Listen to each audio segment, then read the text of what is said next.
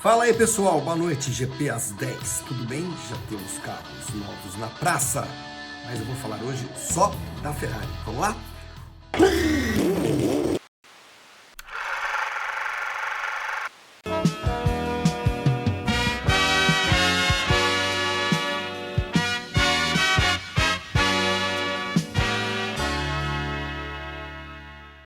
Nos próximos vídeos falaremos dos outros carros novos. Eu vou dedicar este de hoje, quarta-feira, à apresentação de ontem, SF1000. Carro que foi apresentado num belo teatro em Reggio Emilia. O carro que leva esse nome porque a Ferrari, que não tem um critério muito claro, nunca teve para batizar os seus carros, na verdade o critério é não ter critério, escolheu SF1000 porque 1000 é o número de GPs, de grandes prêmios, que a Ferrari vai atingir neste ano. Pelas contas do Forex, que é o principal e mais preciso site de estatísticas da Fórmula 1, a Ferrari tem 991 corridas disputadas desde 1950. Está desde a primeira temporada, mas não está desde a primeira corrida, né? Na primeira prova de Silverstone, Grande Prêmio da Inglaterra de 1950, nessa prova, por exemplo, a Ferrari não estava e pulou algumas, né?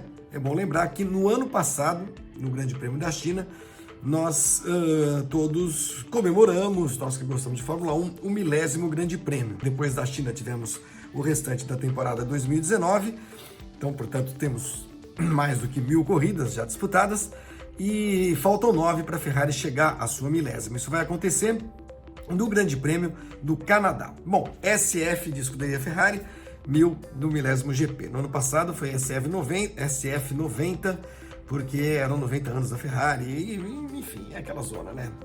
Cada equipe usa um critério para batizar os seus carros, e o da Ferrari, como eu disse, é não ter muito critério. Usam-se datas comemorativas, efemérides, número de cilindros, capacidade do motor, enfim. Também não tem muita importância isso, né? Porque ninguém conhece os carros como pela denominação, né? Nossa, veja como foi bem a SF90 nessa corrida de hoje, não? W10 foi mais ou menos nada disso. Mas enfim, uma apresentação bonita, uma apresentação um pouco arrastada, diga-se, né? Mas revivendo os anos 90, comecinho dos anos 2000, quando as equipes faziam grandes festas de apresentação de carros novos. Eu mesmo fui convidado para algumas, né? Na época, principalmente, em que o Pedro Paulo Diniz corria na Fórmula 1, quase sempre levava um grupo de jornalistas brasileiros, a Sauber convidava, o Pedro Paulo Diniz também, outras equipes também faziam isso, fazem isso com muito mais frequência na Europa, faziam na Europa, né? Tivemos grandes apresentações da Benetton, por exemplo, lembro bem, e da Renault, Sicília, em Veneza, Valência, nas ruas, em teatros com shows da Spice Girls, por exemplo. A Sauber chegou a fazer um assim, a McLaren fazia grandes eventos, e de uns anos para cá, tempos de austeridade, as apresentações têm sido mais ou menos assim. Leva o carro para frente do box, lá em Barcelona, antes de começar os testes, os pilotos vão lá, arrancam a capa, não, aqui, tira foto, beleza, tá tudo bem, capacete, macacão, e vão para a pista, né?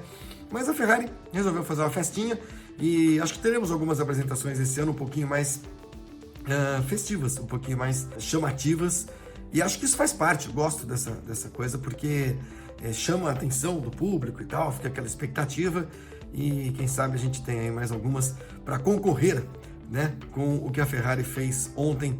Tinha até orquestra, né? Agora o que importa é o carro, e o que falamos, o que podemos falar do carro quando nós vemos um carro novo. A não ser quando o design é muito diferente dos demais, ou então a pintura chama a atenção porque a gente vai para o lado estético, não dá para dizer muita coisa. Ainda mais neste ano em que nós temos a última temporada de um regulamento que se mantém com poucas alterações das últimas temporadas, né? Então, do ponto de vista do visual, você bate o olho e vê uma coisinha ou outra, né? O carro um pouquinho mais delgado, um pouquinho mais baixo, a asa dianteira, tem um negocinho aqui, tem uns defletores ali, olha só, isso aqui não tinha no ano passado, agora tem e tal. E tudo no discurso dos engenheiros, dos técnicos, das equipes. Olha o Giovanni lá no meu sofá. Ei, Giovanni, vem aqui, vem. Agora você fica aí embaixo mesmo, porque não tem nada para você fazer. Tudo isso, no fim das contas, é voltado nos discursos para melhorar a aerodinâmica, o que a gente vê, o que dá para ver. Porque tem muita coisa dentro do carro, debaixo do capô, que a gente não consegue, obviamente, observar, né? Muitas vezes, posição de alguns componentes, de radiadores, dos motores híbridos, escapamento, não sei o quê, não dá para ver. São detalhes de mecânica que muita gente tenta esmiuçar, mas muitas vezes baseado quase que só nas declarações, né, dos engenheiros e dos pilotos, enfim, daqueles que estiveram envolvidos no processo de desenvolvimento desses lindos automóveis. No visual, a barbatana por cima ali da carenagem do motor é um pouquinho diferente na Ferrari, tem uns chifrinhos ali do lado das entradas de ar. São detalhes de aerodinâmica que visam, segundo o Mattia Binotto, melhorar o downforce, a aerodinâmica do carro, né? Para que ele seja mais eficiente em todo tipo de pista. O grande desafio de engenheiro da Fórmula 1 é fazer um carro que possa ser muito eficiente na maior parte dos autódromos, dos circuitos. É impossível, porque a gente tem, isso é legal da Fórmula 1, a gente tem uma variedade enorme e cada vez maior, porque são 22 corridas, uma variedade enorme de tipos de pistas, né? Esse ano, por exemplo, a gente vai ter Holanda, que tem um banking, curva inclinada. Vocês acham que todos os carros vão se dar bem na curva inclinada? Não, alguns vão sair melhor, outros menos. Aí você faz um carro para andar bem em banking? Não, só tem uma curva daquele jeito na temporada. Mas você faz um carro para andar só bem em circuitos de alta velocidade? Não, porque tem corrida em Singapura, tem corrida na Hungria, tem corrida em Mônaco, são pistas de baixa velocidade. Então vamos fazer só para andar nas pistas de baixa. Não, porque tem Monza, tem Spa, tem Suzuka. Então esse compromisso, esse equilíbrio é que é o grande desafio de todo mundo, para poder adaptar seus carros às condições de cada circuito. A Ferrari, segundo informações iniciais e não confirmadas, obviamente, a gente já falou sobre isso num vídeo anterior, a Ferrari já fez alguns testes e simulações em túnel de vento que não foram tão animadores, mas, gente, nada disso importa muito, porque o veredito, o carimbo de carro bem nascido, só vem quando ele vai para a pista. Por mais que os computadores, os túneis de vento, os simuladores sejam precisos, sejam muito sofisticados e tal, não há nada como a pista, né? Então no dia 19 é que a gente vai ver como é que se comportam esses novos carros. Como a gente tem só 6 dias de testes, não faz muito sentido ficar escondendo o jogo, cada vez menos faz sentido, é importante acelerar o processo de desenvolvimento, de testes, de tudo que for possível nesses 6 dias de Barcelona. É uma torcida muito grande de todo mundo para que o tempo esteja bom, para que o clima não atrapalhe, para que não neve. Lembra que nevou outro dia, uns 3 anos atrás? Atrapalhou bastante os testes de pré-temporada. Vamos ver se as equipes terão condições de experimentar tudo que for possível. Esses testes são muito importantes, né? Para colocar em prática aquilo que na teoria, claro, para todo mundo funciona bem. Todo mundo desenha o carro para que ele seja eficiente de todos os modos, de todas as maneiras, em todas as pistas, mas é só a hora que você bota o bicho para andar que você vê se a coisa realmente funciona. Otimismo é a palavra-chave de todo mundo nesses lançamentos, nessas apresentações. A Ferrari teve um ano apenas razoável em 2019, né? Poucas vitórias, algumas poles, sobretudo por conta do Leclerc.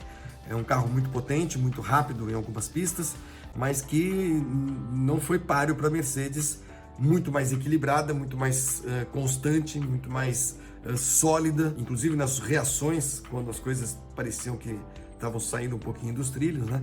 A Mercedes funciona muito bem como equipe. Os carros ultimamente não são muito autorais, a gente não tem mais aquela coisa, o carro do Gordon Murray, o carro do John Barnard, o carro do fulano e tal, só o Adrian Newey, que é o cara da Red Bull já há algum tempo, foi o cara da Williams, foi o cara da McLaren, foi o cara da Red Bull e ainda é um gênio, né, do desenho, do design, da aerodinâmica, engenheiro aeronáutico e tudo mais, enfim, é o último dos moicanos nessa coisa de projetistas autorais, porque as demais equipes hoje têm verdadeiros grupos de engenheiros especializados só em suspensão traseira, só em refrigeração do carro, só na asa dianteira, só na asa... Cara, um monte de gente trabalhando para fazer carros cada vez mais eficientes.